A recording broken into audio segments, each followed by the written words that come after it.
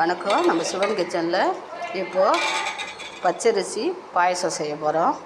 அதுக்கு தண்ணி பாருங்கள் ஓரளவுக்கு சூடு வந்துடுச்சு. இப்போது தேங்காயும் பச்சரிசியும் அரைச்சி வச்சுருக்கோம், ஏலக்காய் போட்டு. இப்போது அதில் ஊற்றிடலாம்.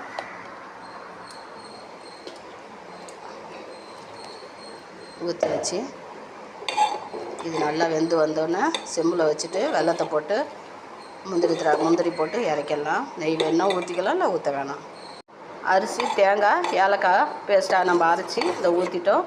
இப்போது பாருங்கள், இது புரட்டாசி மாதத்தில் நம்ம பெருமாளுக்கு வைக்கிற பாயசம். இது மயிலாடுதுறையில் எல்லார் வீட்லேயும் இன்றைக்கி 3வது சனிக்கிழமை தலையலுக்கு இருக்கும். இது ரொம்ப நல்லாயிருக்கும். இதுமாதிரி செஞ்சு பாருங்கள். என் வீடு பாயசம், அரிசி தேங்காய் அரைச்ச பாயசம் ரெடி ஆகிடுச்சு. இது தலையலுக்கான பாயசம். பெருமாளுக்கு இது ரொம்ப பிடிச்சது. தேங்காய் போட்டோம். இப்போ இறக்கிடலாம். செஞ்சு பாருங்கள். என் வீடியோவுக்கு சப்போர்ட் பண்ணுங்கள், லைக் பண்ணுங்கள்.